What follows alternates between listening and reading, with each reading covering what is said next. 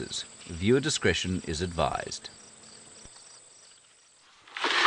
Good morning, or avshen, as they say in the local language of Xitsonga. Welcome on your safari adventure together with us. This is Safari Live. Ready.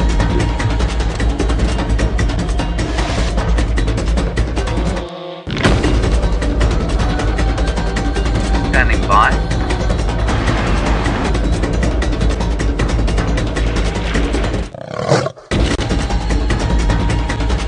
Five, 4, 3, 2, 1. You are live, you are live.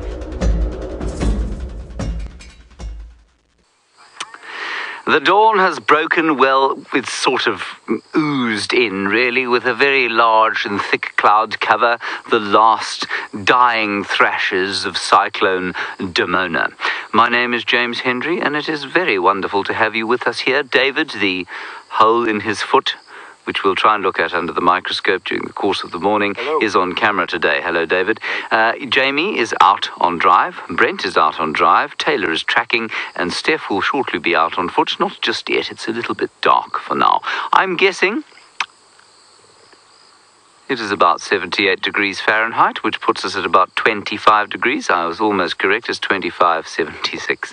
That is the temperature out here. It's quite humid. I think this will burn off during the course of the day, but it's going to be a wonderful adventure this morning with you. Good. Now, to see if we can't find something here while I tell you, hashtag Safari Live is how you're going to get hold of us. Questions at WildEarthTV is the other way you can get hold of us. Now, yesterday we found all sorts of spiders around here, so I'm going to attempt to find further spiders and further interesting little things that have popped out as a result of the 4 inches of rain that we had also. Brent Leo Smith, however, is driving about there like a mad thing, racing to find cat tracks, because cat tracks are his favourite thing in the morning. Morning. Yes, my name is Brent Leo Smith. I have the incredibly talented Brian Joubert and the hard-working Thumb. Oh no, the Thumb's looking a bit anxious, Brian. He's a bit bleak, but hopefully we can turn that frown upside down with the royal family. Now, quite the opposite to what James says. I am driving incredibly slowly because the cloud cover is not giving me much light to track with, and the rain has hardened the roads, so I'm going very, very slowly to try and ensure we don't miss any tracks. And I'm going to check this whole sort of southern block here for any sign of Karula. The last sign we had of her was on Thursday. Friday, Saturday, Sunday. Oh dear. No, it was Wednesday, I think. Wednesday we might have seen Karula last. So 4 days. There's been no report of her to the south of us. That's why I'm going extremely slowly this morning, trying to see if we can find any sign, and fingers crossed that they are around. Remember, hashtag Safari Live or questions at WildEarthTV if you want to get hold of us.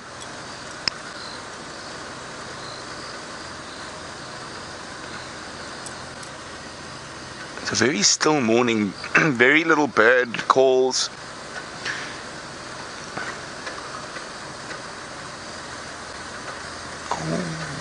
Now, our tech team went up a mountain yesterday, and there, oh, hang on, what have we here? Okay, well, the light's quite bad. I'm going to have to get off and have a quick look with my torch. So while we do that, I'll continue the story of the tech team later, but let's go say good morning to Jamie. Good morning and welcome to the Sunrise Safari.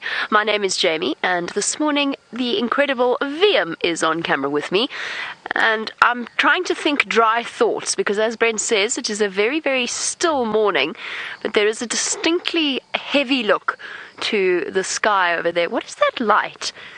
I keep seeing a green flashing light. There, wait. No, I can't see it. Am I going mad? A little bit to the right, Vian? There. Oh, it's a tower. It's the drone! That's what it is. That would explain that. What is that green light? No, it's got to be ours, surely. It's a UFO, everybody. We've started off our morning sightings with an unidentified flying object. Interesting. I just kept seeing this flash of green. It's quite far away for our drone. Right, okay. It is apparently our drone, so not a UFO, an IFO, identified flying object, thoroughly identified flying object. Right, on to our plans for the morning. We are looking for the Nkuhuma Pride, hyenas, and potentially the Queen of Djuma, assuming she's come, if she has come, to the northern boundary of Djuma, which is the reserve, one of the reserves that we operate on. And don't forget to send through any questions that you would like to ask. You can do that using the hashtag Safari Live on Twitter. I'm going at a snail's pace this morning. One, because I'm about to go through the Gari cutline dip, and two, because the light is exceptionally difficult for tracks. And throw in the fact that the ground is damp. That means that even elephant tracks are difficult to see. So something like a leopard's, you almost need to just get lucky. Right, I'm going to scoot on through this dip. And while we go off in search of lions, let's go and see what Brent's plans are for searching for leopards. Oh, okay, so as you can see, we're still going at snail's pace. Unfortunately, those weren't leopard tracks I had to look at earlier. They were of a sub-adult hyena, so about the right size. Now, I was telling the tech team went up a mountain yesterday, Maripskop, and that's where our main sort of stream comes from to produce the show. And hopefully a lot of the issues we've been having over the last few days are now done and dusted, all sorted. So well done to the technical department. It is much appreciated.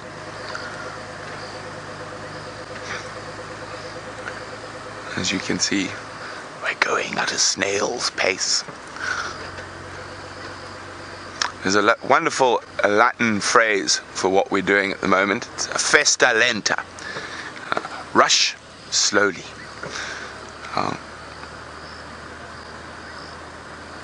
So we're rushing to find leopards, but at a sedate pace so we don't miss any of the tracks.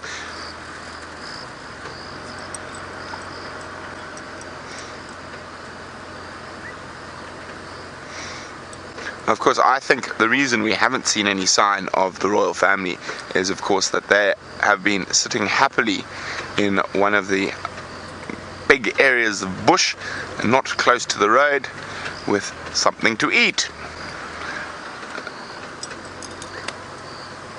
The storm in the teacup Dineo definitely produced great hunting weather for them. So now we have to put all our cat finding skills to use. And always hope for a little luck. It's always good to be good, but it's better to be good and lucky.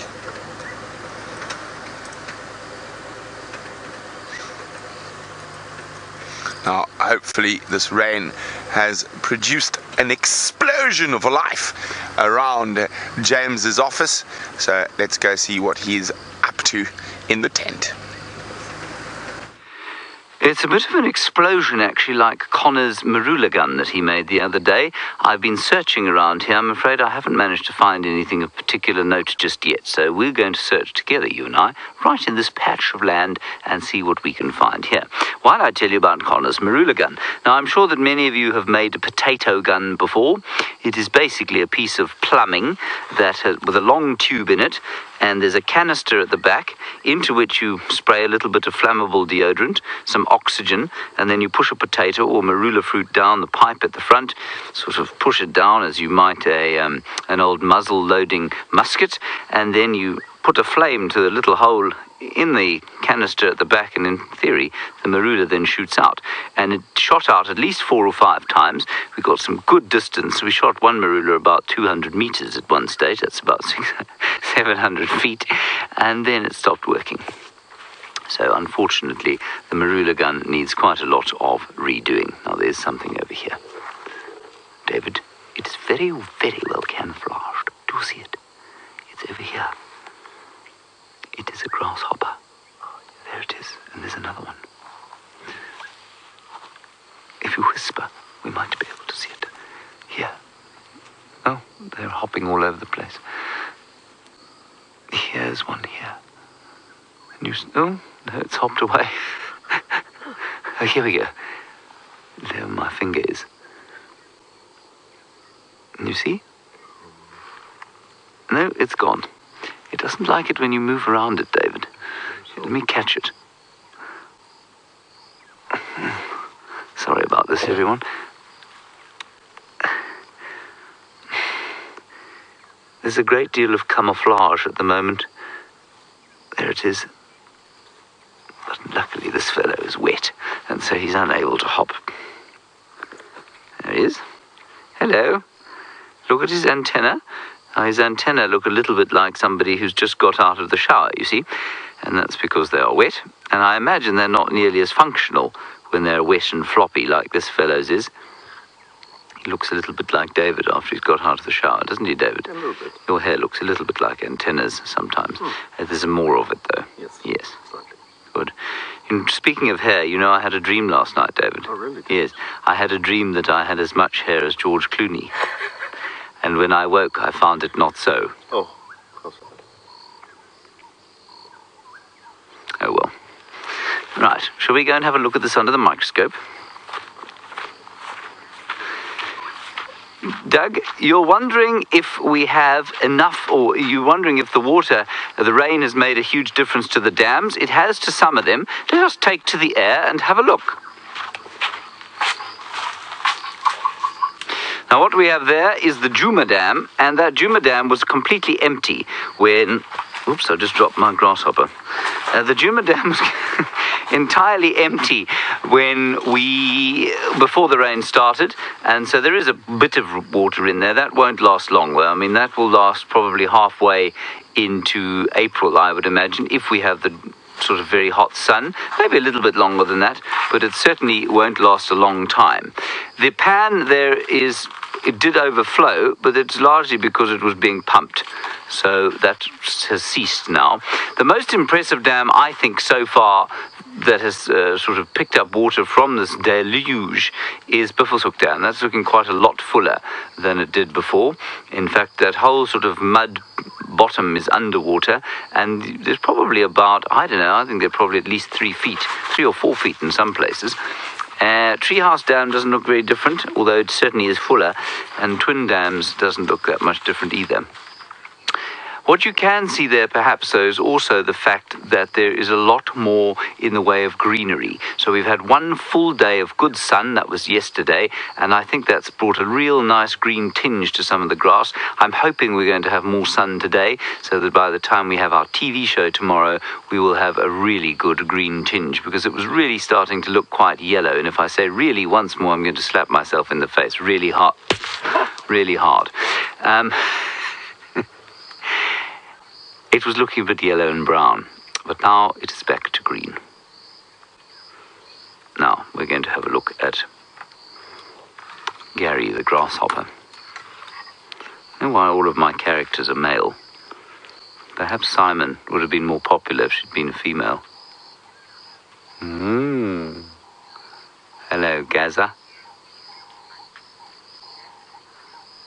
There's Gary's little eyepieces. Oh, James, just move it properly. Hang on, sorry, everybody. There we go. There we are. There's Gary. Gary's breathing, as you can see. And we'll just focus onto his eyes. There they are. They're just underneath there. And his antenna, which were looking a little bit wet.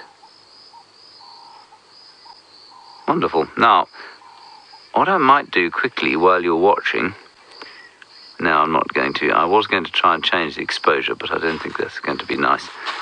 Then we can look at his belly, and you can see the segments. Now, we often talk about things called arthropods. I don't know if you remember or recall. The arthropoda are a class, I think they're a phylum of invertebrate, so animals that have no internal skeleton.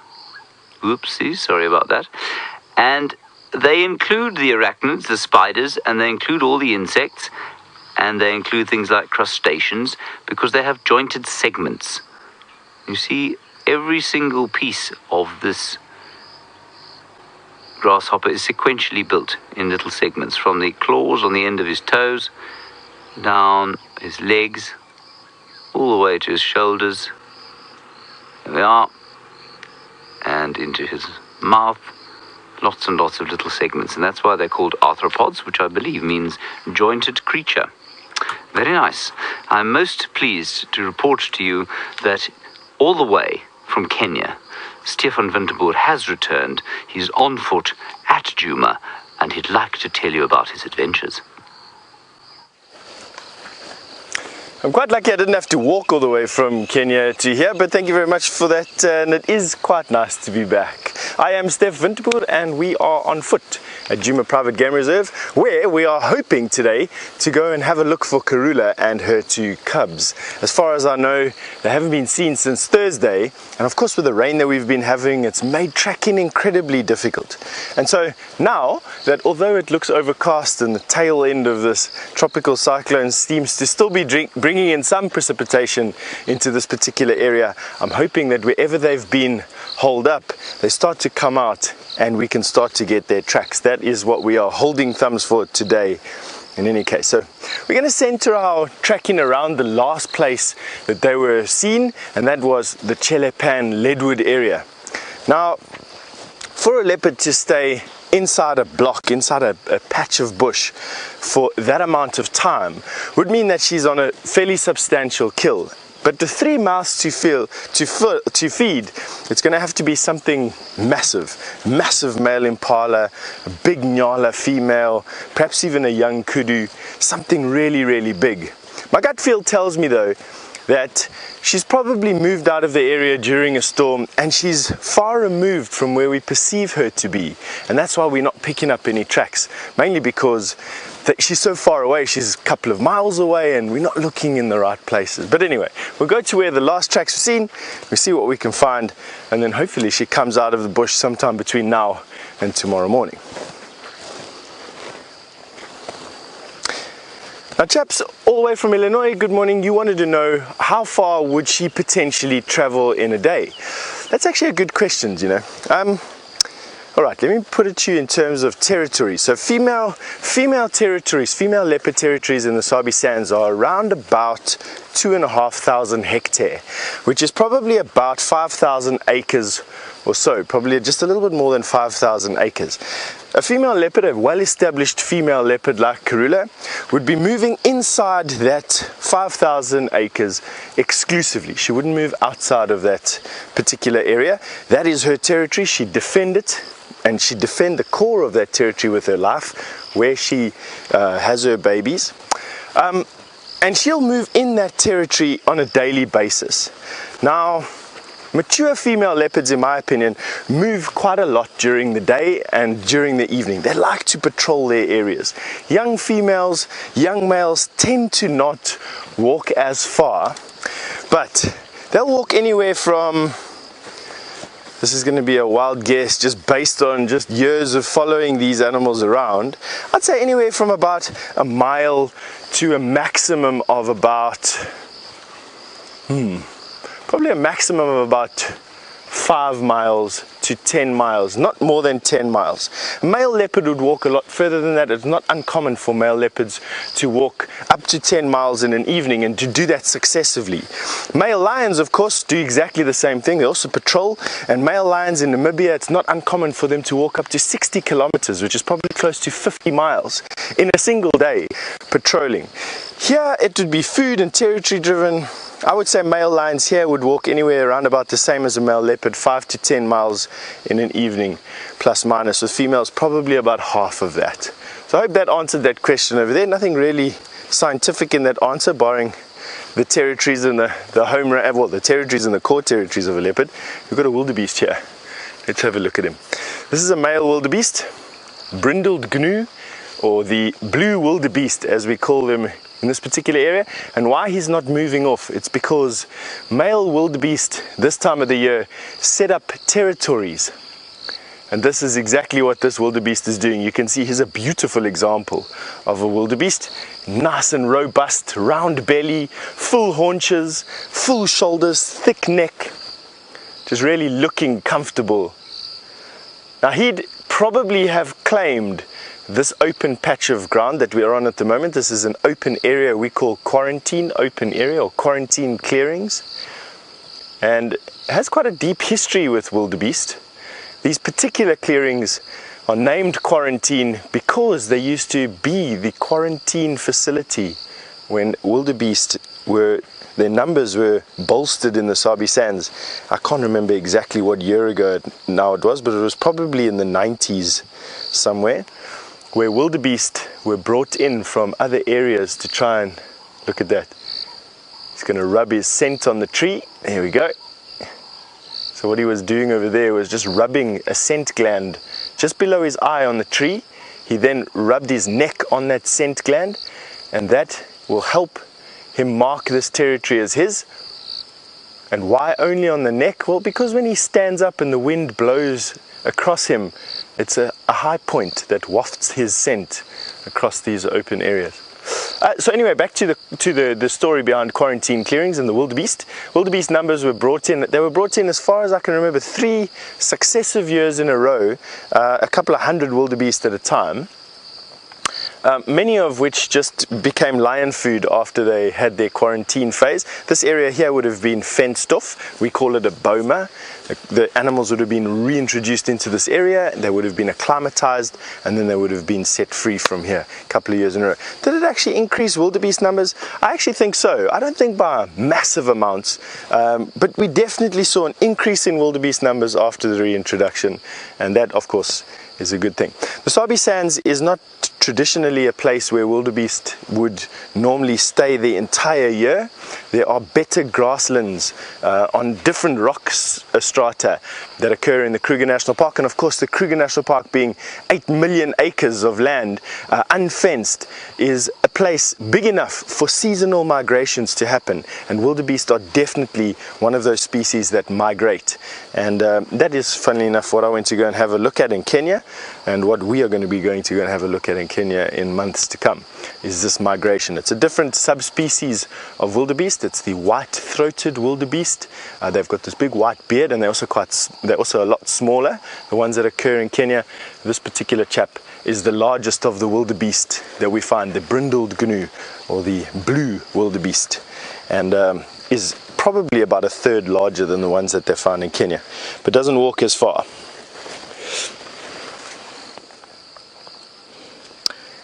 Sierra's just asked me, would a wildebeest charge me? Sierra, give me 1 second. I just want to look here. We seem to have a sack spider that's busy making its web here, and I'm just busy looking for it. You can see that this web, that's round structure there, that is a sack spider's web. The sack spider would have tried to close the web like that by spinning it closed and pulling it closed. Now the sack spiders, of course, are one of those spiders that are venomous to us humans out here and can cause significant harm if they bite you. It doesn't look like he's here. All right, so let me answer your question. Will a blue wildebeest charge me? Now I have a friend who was on a walk with her boyfriend a couple of years ago, 2 years ago in fact. Wildebeest came out of the middle of nowhere, seriously mauled the boyfriend, or her boyfriend, actually seriously mauled the father of her boyfriend who came to help. Both of them later died in hospital. Now that's a wildebeest, it's not a buffalo. We all tend to think of wildebeest as these large clumsy animals that crocodiles just like to eat and lion inhale at will. But to be honest with you, they can be quite dangerous, as this particular story, and it's a personal story, so it's not something that I heard, via the grapevine told 300 times.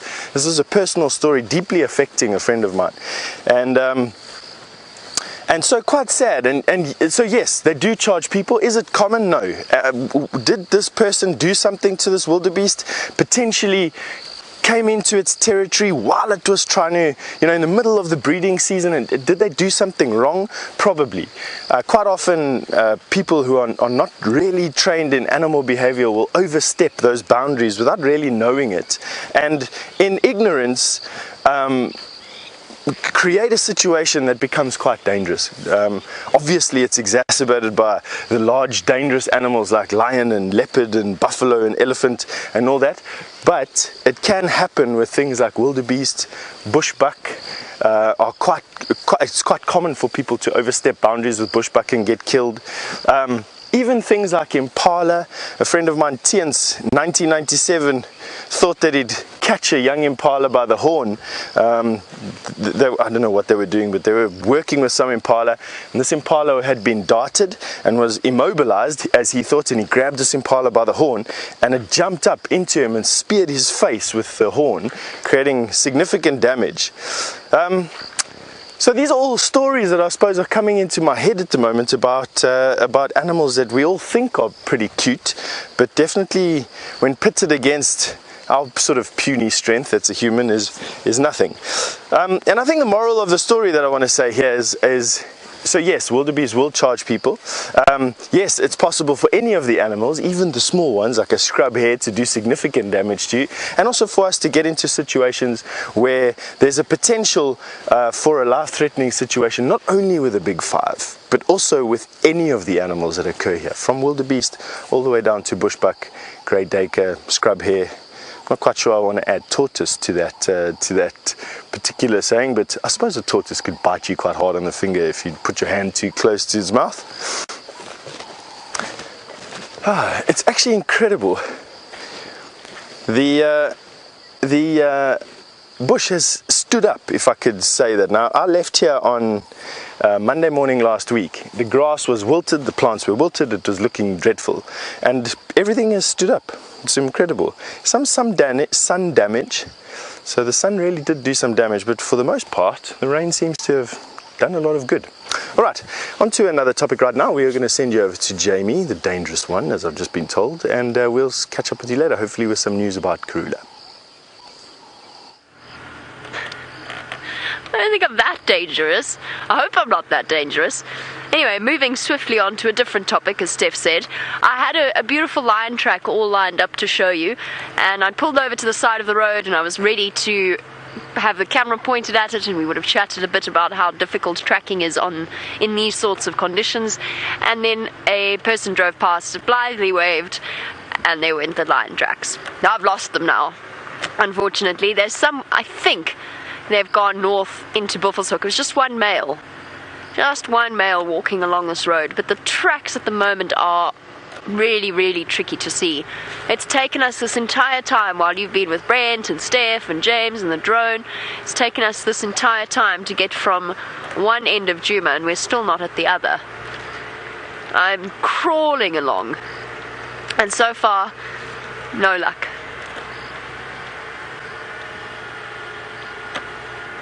Now, Albert, you want to know which animals typically start moving first in the morning. Sorry, hold on a second. Aww. You're not a lion, you're a bush in the middle of the road. Albert, it's hard to say because there's sort of quite a gentle transition, and things that were moving throughout the night might continue to move into the morning, especially things like leopards, hunting leopards, hyenas wandering about, scavenging about. So it's hard to say for absolute certainty. As soon as it just is slightly light enough for the diurnal animals to see, they'll start moving around. Sometimes they're a bit lazier on cool and cloudy mornings. Dwarf mongoose tend to be the late risers of the African bush, but wild dogs will be up and about as soon as there's just enough light to see. Cheetah will be as well. In fact, cheetah do most of their hunting in the early morning or in the late afternoon, because otherwise it gets too hot. So it's hard to say for absolute certainty. The birds will start to chirp, and sometimes on full moon nights you'll actually hear birds singing all the way through the night. Usually Cape turtle doves and woodlands kingfishers. And as Brent said, it was quite quiet this morning. Cloudy mornings tend to have a almost stupefying effect on our animals. They tend to be a little bit slower first thing in the morning than they might otherwise, unless of course you're talking about a leopard or a lion. But birds, I was so hoping he was going to pop out here, but he hasn't. Has he? No. But birds, antelope, they all tend to be relatively late risers if it's cool and cloudy, which makes sense because it takes longer to get light as well.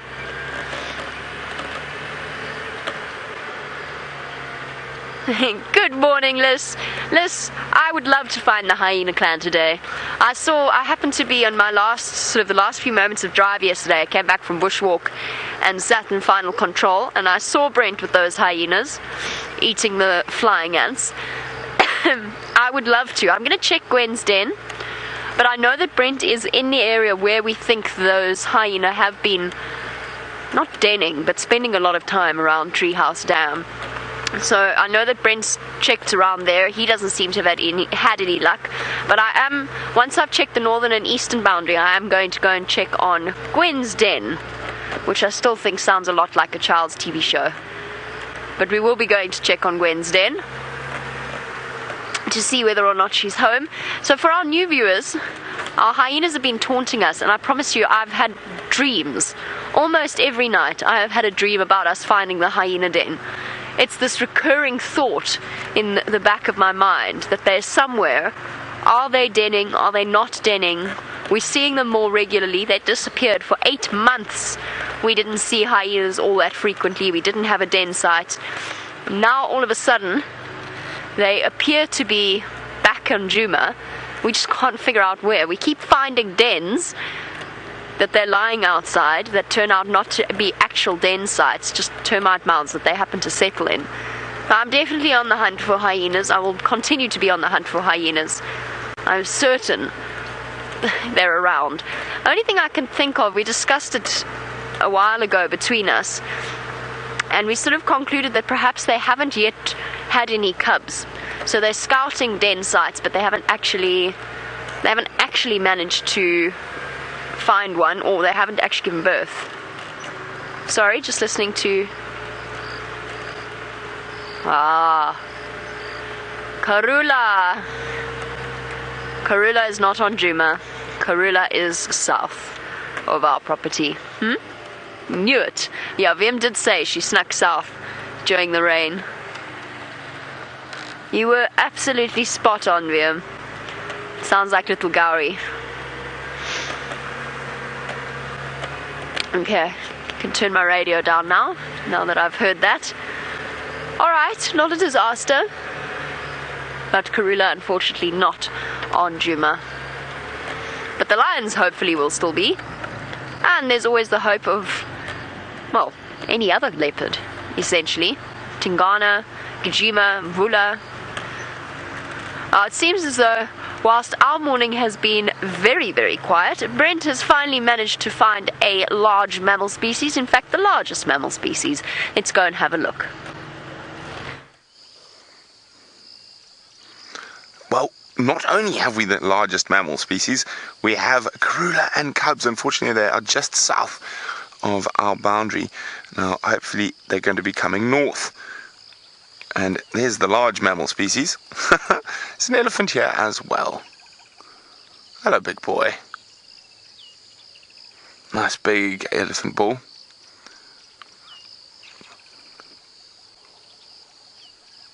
Now, we're trying to keep an eye on the royal family, see which way they go. I'm really hoping they don't head in the opposite direction. I can hear the monkeys have spotted them.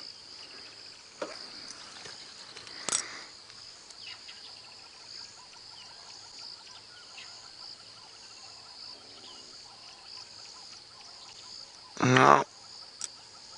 She looks... No! Hungry, which means she's obviously made a kill, and it looks to be to the south.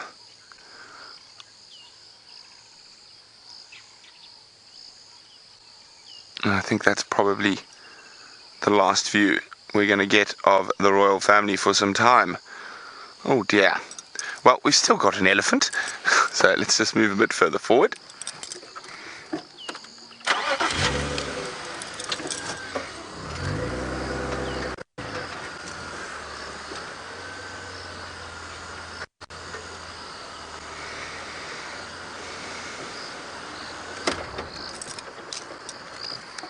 Hello, big boy. He's oblivious to the leopards that have wandered past. Not that they pose any threat to a massive elephant like this.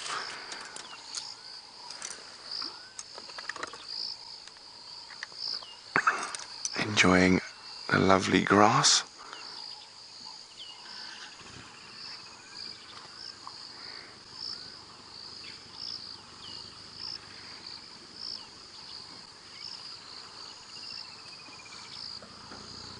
Now, I will keep an ear on the radio to see if what Karula's got, where she's gone.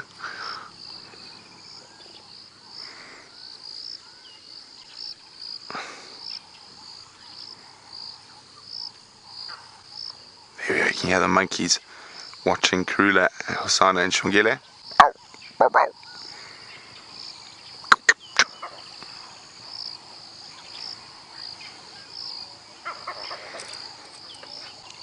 And now Ellie's, at least the Ellie's still with us. Remember hashtag Safari Live or questions at WildEarthTV.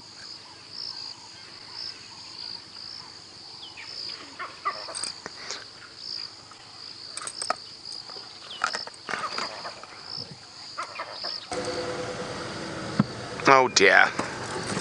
Well, you can see there the game drive vehicle.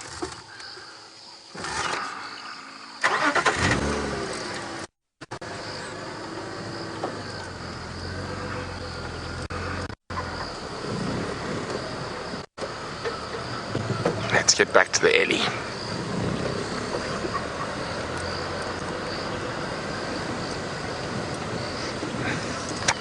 Morning, Bill. Bill's wondering how are the elephant tusks anchored to the elephant skull. Well, the same way your teeth are, with a root, a big nerve root.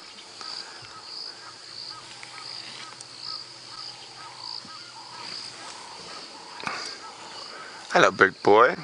Sorry, I just need to update. Orihu's looking for Karula as well.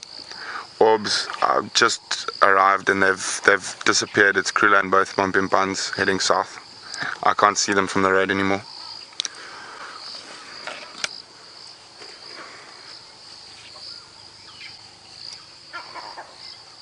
Oh, hello, big boy. So I'd say he's probably 40-ish. Now, he's not in must at the moment. We are seeing a lot of big bulls like this that are in must.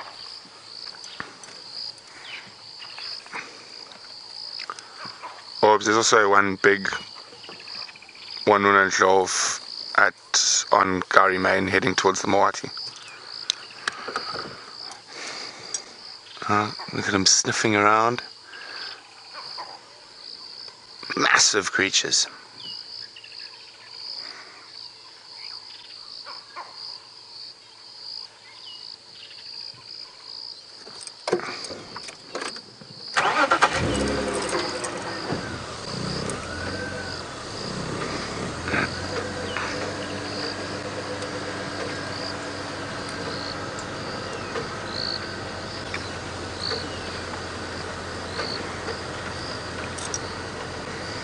Well, he is going to disappear into the thickets to the south of us. Hopefully he stops.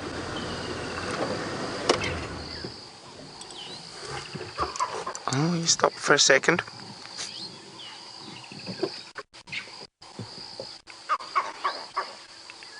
You hear the monkeys.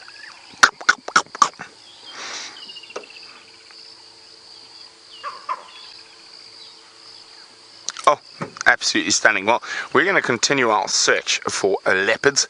I think we might head to Cheetah Plains, see if we can get any sign in that area. And while we do that, Jamie is apparently going to draw something. Indeed, going to draw you something. And, well, before I draw you something, what I did want to just remind you of was the pangolin that we did yesterday. Not my drawing of it, because that has been destroyed. Well, there is a drawing of it, and the scales are all wrong here. But what I wanted you to notice, if you weren't watching yesterday, was World Pangolin Day. Just have a look here at the tongue. That is what a pangolin's tongue does. It extends all the way to basically the back feet and round, because it has to be pushed out so very far, which I think is amazing. It's got nothing to do with the drive today, but I saw my excellent drawing and I thought, you know, when you have a drawing like this, you really don't want to be wasting it. Not so, David. That was dramatic, wasn't it?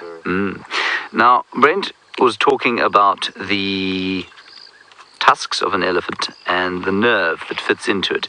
And I have, well, I mean, quite unfortunately, I have been privy to seeing the nerve coming out of a tusk of an elephant. So if we look at the sort of front-on view, and I will attempt a sort of I'm going to try and draw in 3D here. There's the entrance to an elephant's tusk.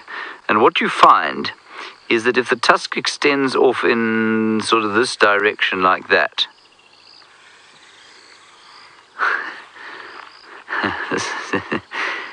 there is the opening. This is very thin and it's hollow, but it's hollow round about to a point over there, and that doesn't really look like 3D at all, does it? No, it just looks like a sort of bad octopus, really. It's hollow down to a point over here, so let's pretend that that point is over there like that, okay? Hollow down there, and out of it comes this nerve, which looks pretty much in that shape. It's sort of like that, and it goes up then into the skull of the elephant, and of course that means that there's a huge amount of nerve tissue that goes into the brain, and it's very painful, and the thing looks like a squid. I don't know if you've ever seen a squid, but that's that sort of texture and feeling when you pull it out of the tusk. But that in the elephant you were watching, the nerve is probably about that long and looks like and feels like a squid. So that's what the elephant's thing looks like. Now I'm going to write a word for you. Now, Alec, while I write this word for you, you want to know what might cause an elephant's tusk to fall off. All right. Just have a look at that word while I tell you. I think, use would, Eric, eventually, sort of excessive use of the tusk, perhaps pulling off bark, so in drought years there'd be more risk of it, because of course the elephants do spend more time taking their bark off the trees. So that might cause it.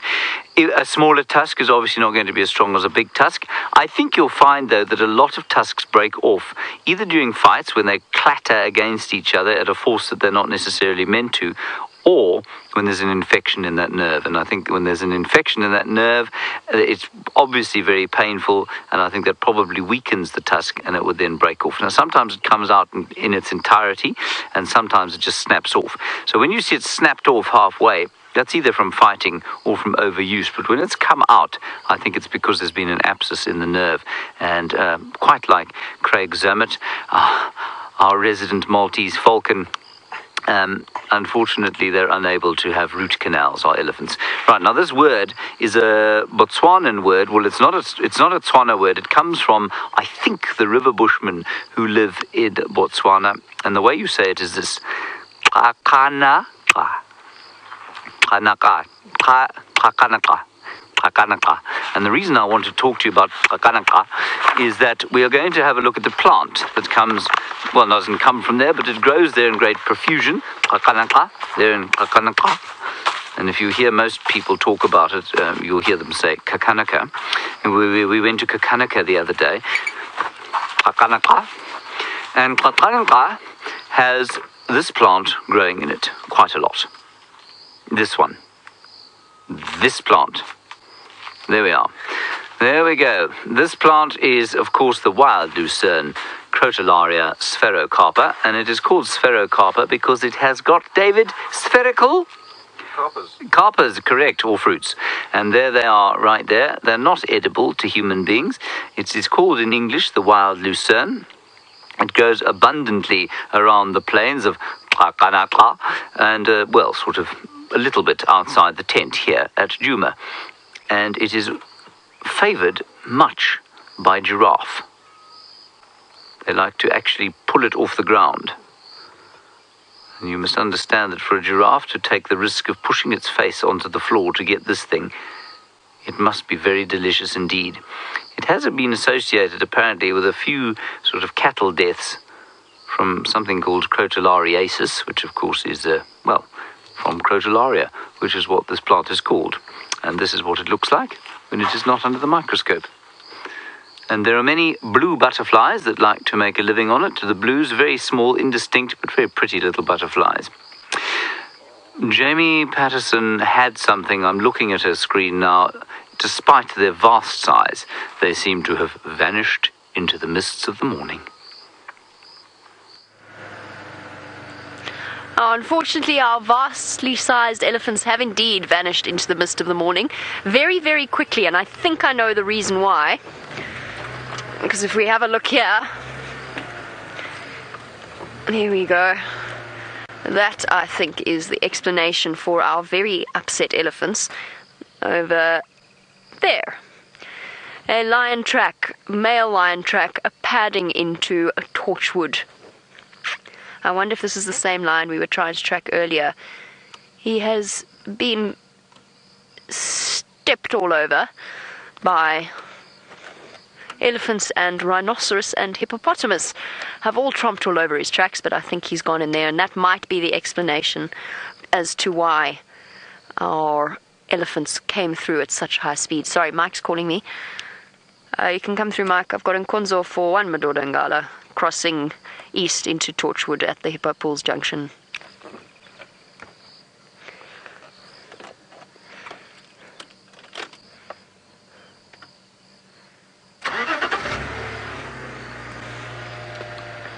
Looks like his tracks are going west towards Quarry Pan. Sorry about that, everybody. Just chatting to Mike, who's coming up behind me. Okay. Let me try and see if I can find those Ellies again. They ran past with very stiff tails. Now let's just see if it's just our male lion crossing. Yeah.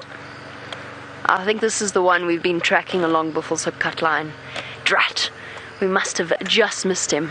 Hi guys. Those tracks are quite fresh. Okay.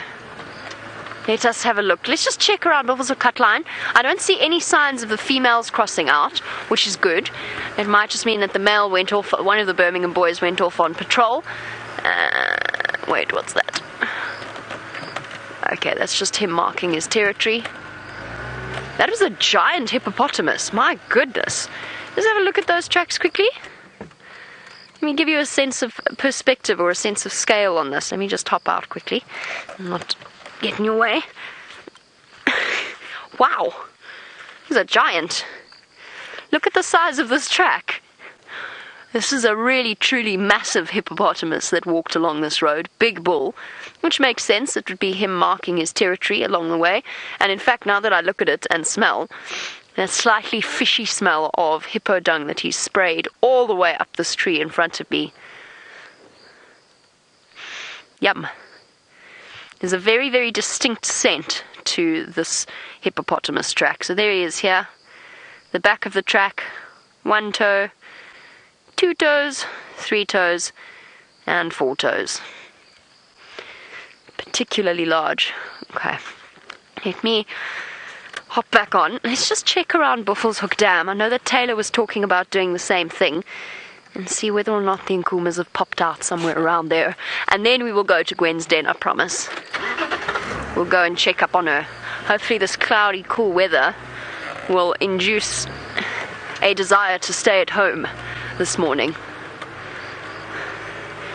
While I go off in search of our lions and potentially the elephants again, let's go and see what's at a pan with Stef. quite nice to know where Karula is, and I'm quite glad that we got to see her. Brent and his leopard luck winning over the day again. And unfortunately, they are south of our boundary, which is mildly frustrating. But let's see if she brings them back this afternoon or tomorrow morning. Right. Because of the rain we had last week, I came to see one of my favorite pans, and that's what we're looking at the moment. This piece of water, this body of water in front of us, is a pan that very often I like to come and look at. A, for elephant, and quite often lion come and drink here, and then it's also quite interesting from an insect point of view. But just look how full it is. And what I'm going to invite all of you to do is take a screenshot. I'm standing here next to this potato bush, so I mean this white berry bush. So I'm going to stand here next to this white berry bush to give A, some scale to the size of the pan, and B, also to give me a reference point to stand next to the next time you have a photo over here, and we'll see how quickly the sun dissipates this water, because this and these types of pans are a very important water source going into the dry season. So now in summertime, this is where we are right now, in our wet season, which is where we are coming to the end of. Our wet season lasts from January to the end of March. So these pans will fill up with these big stores of water. They will actually saturate the water table in this particular area, and they stay pretty full for most of the year, emptying hopefully only out in the late July, September, October months. Sorry, not late July, excuse me. So the late August, September and into October is when we can expect this pan to dry up. So what I'm going to invite you to do, take a screenshot with me standing next to this particular area, or press record or whatever you want to do, and we'll see how quickly this shrinks and becomes nothing over the next couple of months and into and out of the dry season. Apart from that, what I've been having a look at around this pan are just some interesting insects. There's a couple of spiders, but there's also a baby terrapin. I'm going to see if you can see it over there. Over there in the middle is a circle of... Now, Robin, I'll answer your question on snapping turtles now while I show you this particular turtle. Oh, let's see if he comes up again. It's a tiny terrapin, that literally a baby. There's another one over there. He's probably going to sink down now. No, he's going to sink down now. All right. So, Robin, let me answer your question about snapping turtles. No, we don't get snapping turtles here, unfortunately. I think they are restricted. Those weird birds that just flew over, a flock of... I don't actually know. So snapping turtles we don't get here. We do get the marsh and the serrated hingeback terrapin, which are like snapping turtles, just a lot smaller. They only get about this big. They don't get massive like your snapping turtles are. Right, look at what's come to join us over here. We've got a giraffe that's been sneaking up on us. Now that flock of birds that just flew over my head and made so much noise, those were a bunch of oxpeckers, and they were obviously flying out to this giraffe which has come up behind us while we've been talking about this pan. She probably wants to come for a drink. It's a female, and I can tell that from this distance without even using binoculars, just by looking at the top of her head. Female giraffe horns are tufted, male giraffe horns are not. And so she's got hair, the entire horn, or the ossicone, it's not a true horn, is covered with hair. And this particular one is not. I mean, is full of hair. Males are not. They're bald like I am on top of their head. Right, let's wait for it to come out of the bushes. Come with me around here. We've also found something else to show you. So, no baby terrapins that want to come out and play, but what we have got is a foam nest frog. Now, this is the time of year where we see frogs mating up a frenzy, and baby tadpoles and baby frogs everywhere. And one of the, I suppose one of the most, how do I put it, one of the most exciting of all the frogs is this foam nest frog, because of the way that they look after their babies. They kick up a foamy mass, a white foamy mass that I've shown you from time to time, into a ball into which they put their eggs. When the eggs hatch, the tadpoles fall out of the foam into the puddle next to them. Now, right there is a foam nest frog on the branch. You see him? Have a look at how camouflaged that foam nest frog is. Now at night time that frog would have turned bright white. During the day their skin changes color and they become matched to their surroundings, but usually in tones of grey because of the branches they sit on. And that's where he's going to stay for the whole day. On that branch, completely camouflaged. Just have a look at that. Looking nothing less than a gall on this tree, and that's exactly what he's trying to emulate, is a gall or a growth on this tamboti tree, and he will stay here for most of the day, coming down to hydrate his skin if needs be, if it's too hot today, by climbing into the water, but mainly to wait for a female who will come around and hopefully be ready to mate. Together he and a couple of other foam nest frogs, so there'll be a couple of males and one female, will all join in this mating ball with one another. They excrete a substance from their skin that they kick off with their back legs, and as they're kicking off with their back legs and mixing this excretion off of their skin with air, it turns into a foam, and into that foam they inject sperm and eggs, which find one another and fertilize the eggs, and then you have this foamy mass solidifying in the air. It turns into a substance very similar to polystyrene, so quite a hard substance. The eggs incubate inside this substance, and then when the eggs hatch, what they do is the tadpoles themselves excrete something out of their skin that dissolves the foam again. And there you can see an old foam nest, frog nest, right there. That is what's left once the tadpoles drop out and drop into the water body, and then go through their life cycle from tadpole to frog inside the water body, underneath the water. Isn't that incredible? So that is what's left of the foam nest frog. Let's go see what's happened to this giraffe now that we've given her some time to come out of the trees.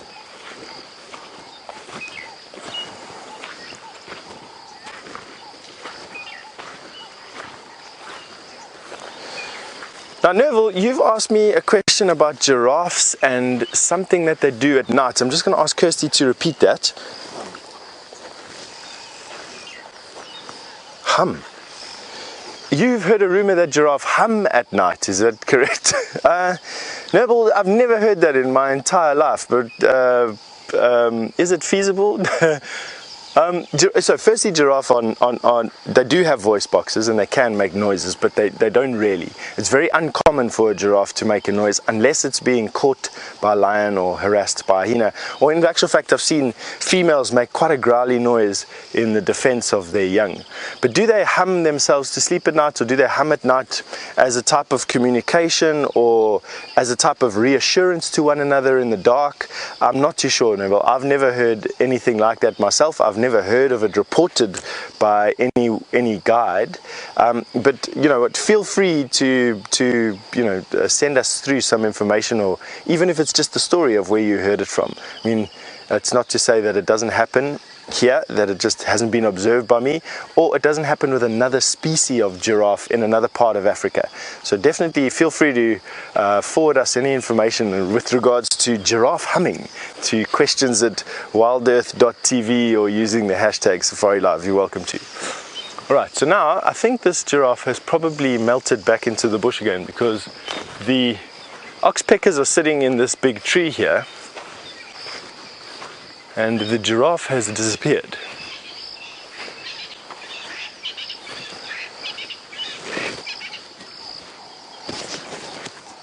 You know, we don't see giraffe for, there it is there. So if you come here and you look straight through this avenue of trees, about 100 yards or so away, there's a giraffe there. Just walking out of shot now. Let's go this way a little bit and see if we can get you a little bit closer to her. Rachel, you wanted to know what a giraffe use their horns for. Rachel, they use it for nothing in the case of a female. It's just to make their head look pretty. males use their horns to box one another. So if you can imagine a gangster using those brass knuckles that they put onto their hands to make their fists more bony and more dangerous, a giraffe's horns are exactly like a pair of brass knuckles. In actual fact, they get growths all over exposed areas of bone on their face to give their skulls points, which of course concentrate force, and then they use their heads to hit one another. So they generate leverage with their necks, and they hit one another with their heads, mainly into the body, trying to knock their opponent onto the ground, at which point they win the fight. So males use their horns for fighting, and the fighting happens for mating rights over a female. Female, they just have horns to make themselves look pretty. That's pretty much all that females do with their horns. So I can see that giraffe pretty much not running away from us, but definitely moving at a giraffe pace.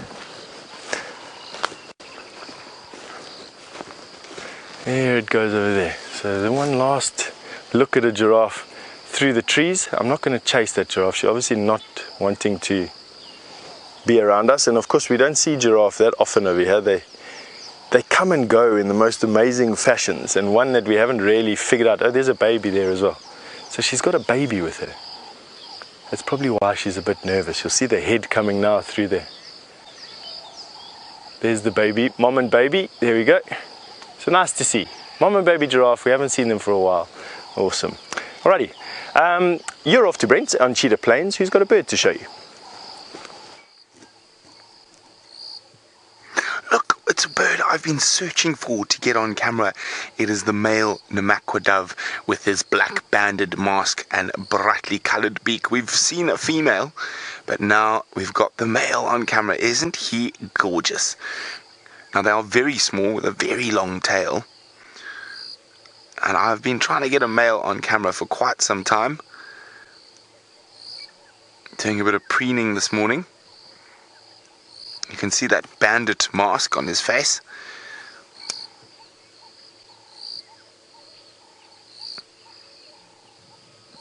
Oh, isn't he gorgeous? I don't want to move any closer in case he flies away. Oh, there we go. Look, there's that black face. Lovely orange bill.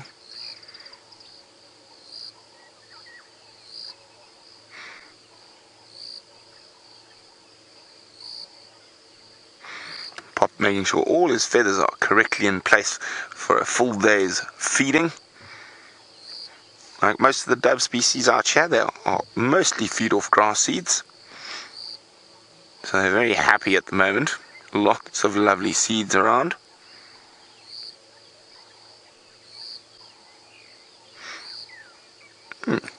You'd think he's prepping for a date, he's so busy sorting himself out there. Now, although I would say they're not rare in this area, they're uncommon. Generally you see a lot more of them in the more arid parts of the country to the west of us. But we've noticed on Cheetah Plains there's a few species that you quite often generally find in more arid areas. So Namaqua dove, lesser grey shrike.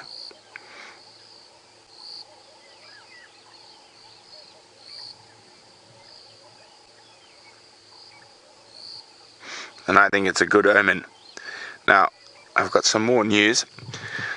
So apart from the royal family disappearing to the south, Tingana is also down in the south. So not the best news, but no one has managed to find quarantine. So hopefully, is what I'm hoping, he's come back onto Cheetah Plains. That male lion we saw a belly of last night, he's already crossed.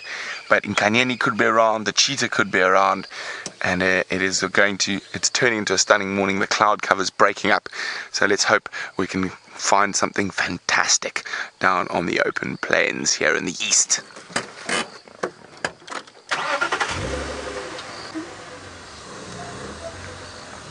Now, Liz is wondering, have the woodlands kingfishers gone back north already?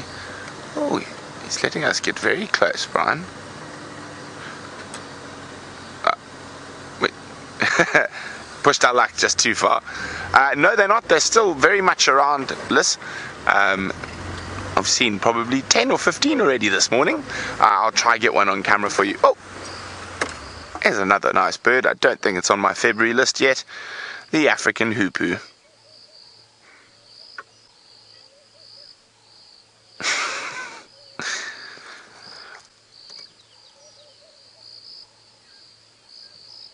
Okay, what are you looking for on the ground there?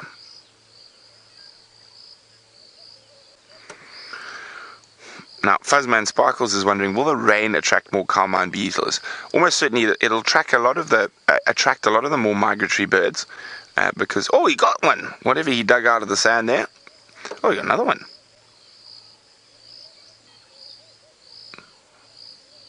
Hungry. Because basically the rain creates an explosion of insect life, which a lot of those birds are searching for. So it should do. I'm really hoping it attracts some big flocks of Amma falcons as well. We haven't really seen really big flocks yet this year.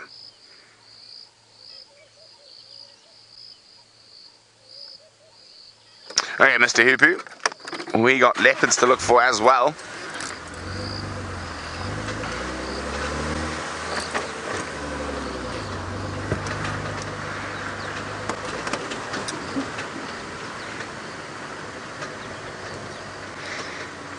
Now, we're going to keep checking this northern boundary very carefully. We're going to take the same approach we did when we were looking for Karula. First gear, idle along, make sure we don't miss any tracks. But while we do that, Stef's got something creepy that might make your spine tingle. We've definitely done a lot of these mantids today, this particular season, and I must be honest with you, more so than I've ever seen before in any other season. So it might seem like we show these creatures quite often, but in actual fact they've done so well last year and this year, probably because of the absence of a lot of other of their predators due to the drought, that they just proliferated. And I quite enjoy these little guys. This is the saw-backed flower mantid, and one that we've been showcasing for many months now on Safari Live. But this one is a fairly large one. This is as big as what they get, and this particular mantid is sitting on top of this Waltheria bush, acting like a flower in the hopes that she attracts some insect who wants to come and pollinate her, and then will snatch out her front limbs, those curved front limbs, and snag the insect. Just look at that. So the head is on the right hand side. Those oval cones that you're having a look at, almost dead center in the screen, are the eyes, and then off to the right, those two appendages that are parallel to one another are her folded up predatory claws. So they're actually her first two legs that have been modified into claws with large muscles, so large forearms basically, and she keeps them. So you can imagine that her hands have turned into spikes, and then these spikes are curved. This hand here lies flush against this part, and this big muscle here is what she snaps those claws closed with.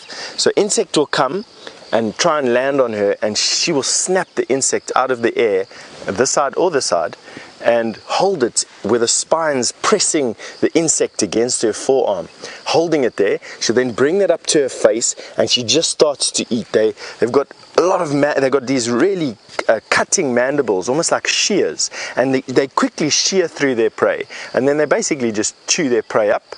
They don't inject it with anything. They don't, unlike spiders, they don't inject an insect with any form of saliva, for lack of a better word, that starts to dissolve the tissues of their prey. They literally just gobble it all up, and then she'll wait there again. And these particular flower mantids are very good at emulating flowers. You get different kinds of flower mantids all over the world, in quite bizarre shapes and patterns. You know, you probably find a lot of references for them on the web. They make for the most intriguing photographic subjects, and it's because they're quite animated. They've got expressions, if I could call it with that, the way that they cock their head and look at you definitely gives you the impression that they've got characters. Of course, they don't have a brain for characters, but they definitely do have this ability to make it seem as if they do. And of course, one of the only insects that can turn over their shoulder. All right, on that note, and I've just heard something that is quite exciting news. You're off to Jamie to another predator.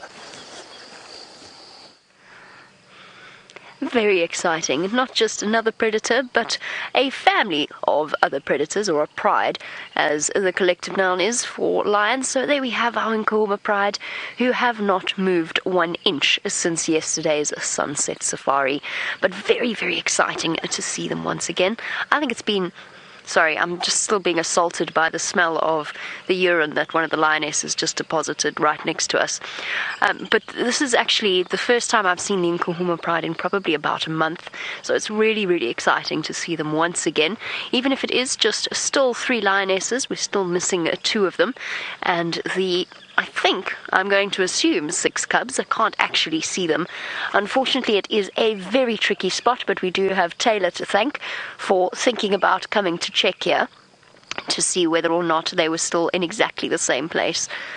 And it just goes to show, we were talking about which animal is the first to rise, and we spoke about nocturnal comings and goings of cats. Sometimes lions don't move anywhere. Can sleep for up to 20 hours a day. This was obviously just one of those days. They're still a little bit full-bellied from their waterbuck kill. And they've decided they're not going anywhere. And she must have an injury there on the side of her flank, or on her flank. You can see the flies have gathered around it. Shame, girl. It looks a little bit uncomfortable. Okay. We were in an ideal position. We are no longer in an ideal position. So just bear with me 1 second. We can try and get ourselves a different view of these lionesses. Ooh, not so easy. Here we go. This is a very, very tricky patch that they are in. They're right on, sort of next to a tambuerti thicket, so we had to maneuver our way around. Tambuerti is a type of tree that is very important in the ecosystem out here, and it's one of the trees that we will absolutely not drive over. So there we go, there's our tambuerti thicket over there. So it took us a little bit of maneuvering to get in, and unfortunately we can't really do much to improve our view without damaging the environment around these lionesses. Absolutely no sign of doing anything. They have spent the entire evening sleeping in the same spot, and they're not showing any signs of doing anything different now for this morning. It is nice and cool, but the clouds have started to break up. And I think this is probably what they plan on doing for the rest of the day, which means that we'll spend a little bit of time with them, and then I'll go and fulfill my promise to go and check on Gwen's den as soon as we have checked up on all of them. Sleepy, sleepy lionesses, ears twitching to get away from the biting flies, which have exploded since the rain. There are so many of them about. You can see their ears looking a little bit scabby. I want to see the cubs. I want to see how much they've grown. But they're all playing really hard to get. They have no desire to come out at all. Don't forget, on your live safari, send through your questions, #SafariLive on Twitter, or email through to questions@WildEarthTV. And for our new viewers, this is the Nkuhuma Pride. The pride that we, up until recently, used to see most regularly. And then they spent about a month away from us in the northern part of the Sabi Sand. So it's lovely to have them back once again. And the pride consists of 5 lionesses and 6 cubs, but 2 of the lionesses have moved away from the rest of the pride, Amber Eyes and the youngest female, the youngest adult female, should be. Sorry, let me shift around for a second. And sorry, Stephanie, hold off on that thought. Hello, little one. Put your head up. No, you don't. Not anymore. Stephanie, we were wondering why it is that the 2 females have been away from the pride as long as they have. I honestly don't know. It happens relatively regularly that lion prides will separate and split off. Perhaps they wanted some alone time away from the attentions of the playful cubs. Oh, look how big you've got.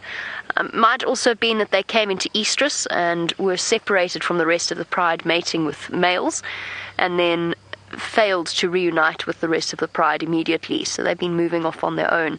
Sometimes it does take them a little while to find each other once again if they've been separated for a period of time.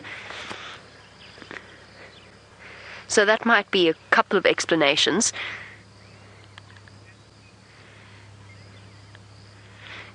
Okay, while our lions sleep and rest patiently, let's go back to James in the tent. Now, we are preparing ourselves, of course, for the television show tomorrow, and there are a few things that David and I have set up here. The first, of course, is an aeroplane flying competition. Here's my aeroplane here, and I've built it out of one of my fantastic drawings. You can see the end of it over there. David's is over here. David's looks a little bit more sleek, I would say. Whether it actually flies or not, I don't know, but we're going to find out. And then, of course, we have set Tom Brady up for a celebration of the final show. He probably won't make too much of an appearance other than to sort of lurk there in the background. And I think we'll do a little bit more work on the decoration of his hat and perhaps we might give him some new eyes as well. So tomorrow, of course, the 8th and final of our safari journey together. Well, that's just on Nat.Geo Wild, of course. 11 o'clock p.m. Sunday night, North America, Nat.Geo Wild. Yes, that's everything. Right, David, do you want me to throw your plane? Please. Okay. Right, we'll throw David's plane first, everyone. That's a good one. Doesn't fly, David. Right, here we go. What is it called, David? It doesn't have a name, does it? Dog's body. Dog's body. Good. I don't think that's very good. Very good. No, here we go. Here's a real aeroplane. Are you watching, David? Yes.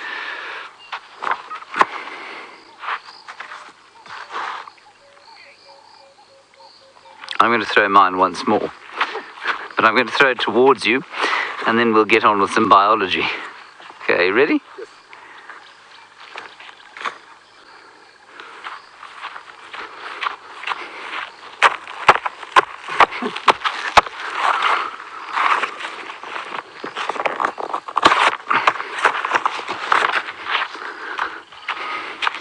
Come over here.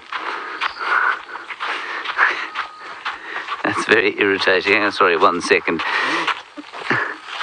Oh, James, you say, is the marula beer ready for drinking tomorrow? Well, I don't know, you see. I mean, I haven't tested it. That's a lie. I have tested it. It is actually ideal. Now, the thing with the marula beer is that it normally sort of ferments in 2 or 3 days because out here, people don't have fridges. So they put it into a bucket, close it up airtight, leave it for 2 days, and then consume it. And it will normally leave you with a fairly nasty headache if you eat and drink too much of it. I fermented mine in the fridge because I didn't want it to go too strong too quickly. And so I think by tomorrow morning it will be just perfect. Are you looking forward to that, David? Oh, yeah. Now, I was hoping along the edges of this Panicum maximum, not Panicum maximum, this is Digitaria bush, there would be some of these rather astounding insects that I have found a few times, but every time I've sort of wanted to show them to us, they haven't been, well, we found something else and we just haven't quite got around to it. But what you can see there are, you see those orange, or not orange, they're white. Those white bubbles. It's a bit overexposed there on your side, I think. Hang on a second, let me just change this quickly. 1 second, everybody. Exposure. We'll go down to 2/3 exposure. Let's see what that looks like.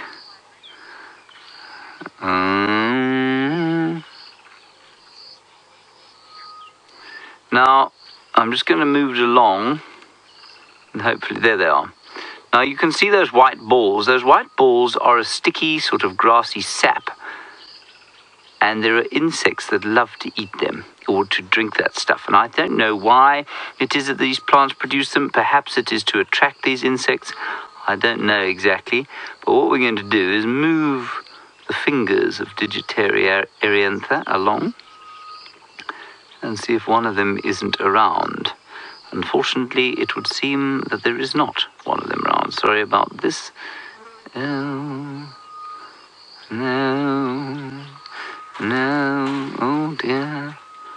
I'm going to continue looking for one of these things. There's some water. No insects there. Right, we're going to go for a short advert break. While we do that, don't you go anywhere. There are lions in the offing and perhaps an insect on this grass. Obviously, we're not going on to an advert break. I just had to practice that, everybody. Unfortunately, I use the term advert break, which means that I am, in fact, going to be failed for that one. It wasn't very good. You were just supposed to say break, you see.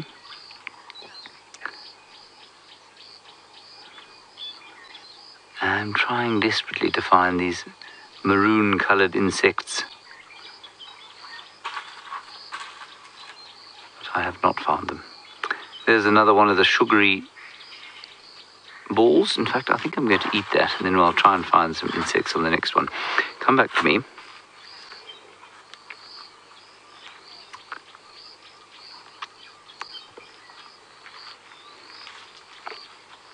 That's not very nice. It's sort of,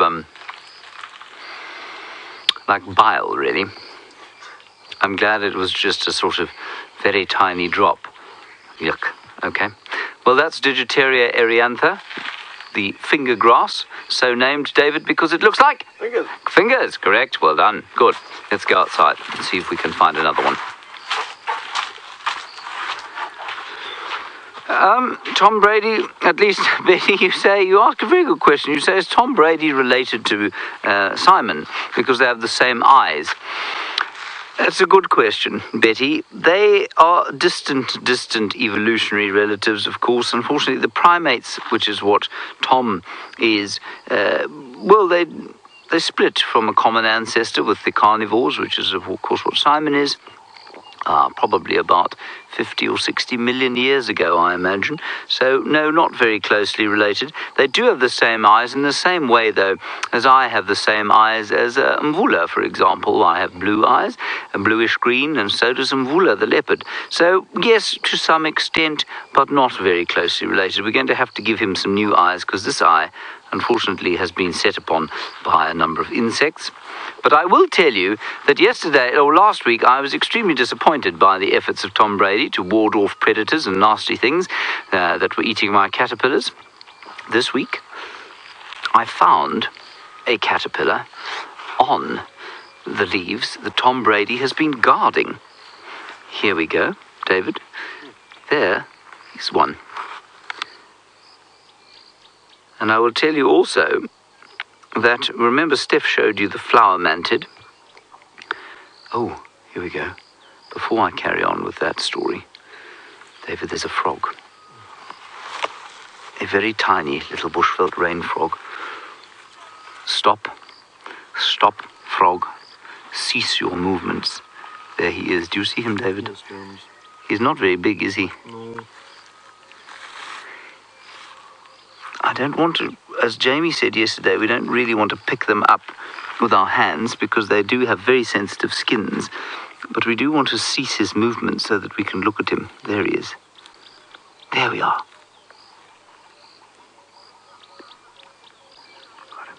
Got him. Isn't he cool? Now we think this is a male bushveld rain frog, but I mean, I have no idea where the females are supposed to be. And I can't find a huge number of references that tell me that the male, with pictures of this tiny little male. But what we desperately want to do, and I'll let you in on a secret, of course he's over here, David, he's underneath here, is find a large frog, because we're going to have to make like a sort of cheat with our tadpoles. The tadpoles are still alive and well, but they're not growing at a particularly fast rate. And so what that means is that we are going to have to, demonstrate them ungrown to the TV audience tomorrow.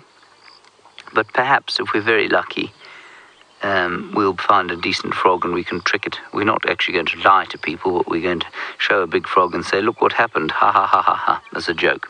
Anyway, we're going back to TV now, everybody, so hold on tight.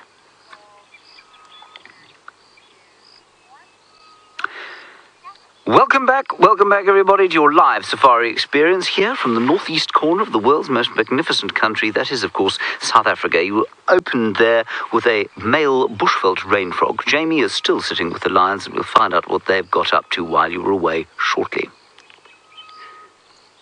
Good, that's the end of our practice introduction from the ad break. Yes, I have nothing really else to tell you about this particular bushveld rain frog. Safe to say that he is living in amongst the Waltherias that I replanted. Now, David, these plants have not done very well, have they? No, indeed, they are very dead. Which makes me sad, and while I contemplate my lack of green-fingered skill and how disappointed my mother would be at my inability to plant Waltheria plants, let us head across to Stefan Winterboer, who is staying possibly where more of the relatives of this amphibian are dwelling.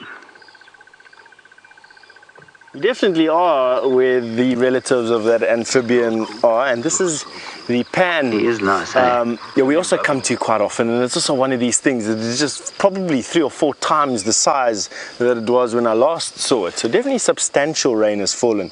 Not enough in my opinion, but definitely not enough to wash away all the good things and to create damage, but literally just to fill up these little holes here. We've got 2 things I want to show you at this particular pan. One is this little colony of fungus that has now come up over here. You can see that it's just lightly blowing in the air. Now fungus, for the main part, lives underground or subterranean in filaments and will only stick up their heads like this. These are the reproductive parts. They'll only stick up their heads like this when they need to generate their spores, which come out in their millions and are very susceptible to air currents. Now I'm going to literally just wave my hand like this, creating air currents, and you'll see how those stalks start to blow in the wind that I'm generating, and that is how their spores spread. Now you can imagine if a plant can move in the wind, how those spores are just being dispersed everywhere. And literally, I don't think that there's a gap in the bush out here that is not covered by some sort of fungus of some sort. Very, very cool. Right, the next thing I want to show you is that spider that's on that grass stalk over there that has just tied itself off onto a grass, and I'm going to point it out with my fly swatter over there on that grass stalk. Right there is the spider, and that is one of the wolf spiders that is quite typical of these pans, and they catch things like insects that are stranded on the water, tadpoles, small fish, any sort of detritus. And what that spider's done is gone and tied itself off onto that piece of grass, probably wanting to go for a bit of a sleep, I suppose, and allowing us to see exactly how they spread their weight evenly across their 8 legs and how they use the water tension to basically float on top of the water. Isn't that incredible? So they use what we call the meniscus of the water, spread their weight to a point where the force of the water against the atmosphere is less than the weight of them pushing down onto the surface of the water, and so they don't break through. And that is how they skate across these pans and how they get from one side to another. Now, another interesting thing that's been happening around this particular pan today is the fact that all over the place there's been a lot of hyena activity, and for the last 10 or 15 minutes or so we've been tracking a clan of hyena that has been chasing around the impala herd that lives here. And I actually thought that at a point the impala, that caught an impala, and the hyenas have got an ability to hide their kills in the water to try and get them away from other scavengers. But in this particular case, just one hyena came to drink, so we're still on the search for these hyena, and hopefully we can get some news on what they've been doing or where they are to you later. But in the meantime, we're going to send you over to James and the tent and a drone. Right, quickly, let us take to the air, because Connor has found something. There we are. He's found an elephant, unfortunately heading across our boundary, but that is a massive bull elephant. Could possibly be the same one that Brent had earlier, actually. He looks quite similar, about the same age. probably 35 or 40 years old, picking up the odd marula, perhaps looking for ladies. And look at the lovely mist behind him there. Connor is now facing due west, which means I'm assuming that animal is heading into Arathusa, but that does not look like our western boundary. Where is Connor? There he goes. I say he's facing due west. No, sorry, he's going east. I'm talking nonsense. He's facing due east. Right, that is the cheetah cut line, obviously, so he's gone into Torchwood. Oh, that's wonderful. How did I know he was facing due east, David? The sun. Yes, the shadows. Look at them. Isn't that wonderful? That is such a gorgeous African shot of greenery and mist and sun and one of the world's most quintessentially ancient and peaceful animals heading off to have his breakfast, which I think is rather precious. Good. Now, we have captured our bushveld rain frog, and we are going to keep him until TV, but we didn't touch him. And what we've done is we've put him in a temporary spot here. He's very temporarily living in here. He's dug himself... Has he? Hasn't escaped, has he? I think he's dug himself under the ground here. And what I'm going to do is put him into a very large sort of tank, just until tomorrow, and then we'll release him again. Very nice. Okay, so he's under here. I'm going to try and find him in the interim. While we do that, Brent apparently is driving along, hoping to find sign of a leopard, I'm assuming.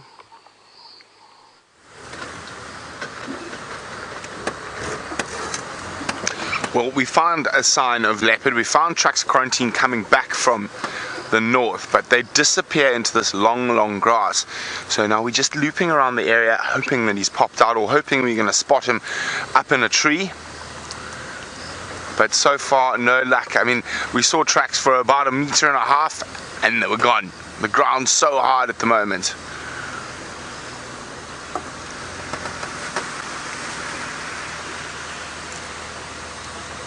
But I'm checking some of Quarantine's favorite haunts now. We found him quite a few times.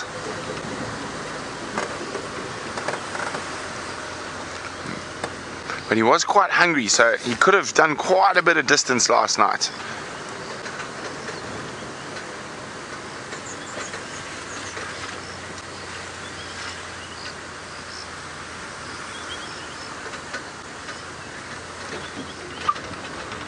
It is an absolutely perfect morning to be tracking cats. It's nice and cool. They could still be on the move.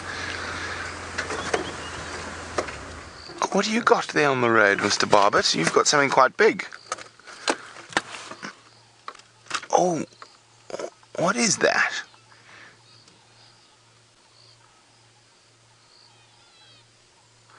I'm trying to figure out what he's got. Let's wait for him to pick it up again. So of course there's a crested barbet.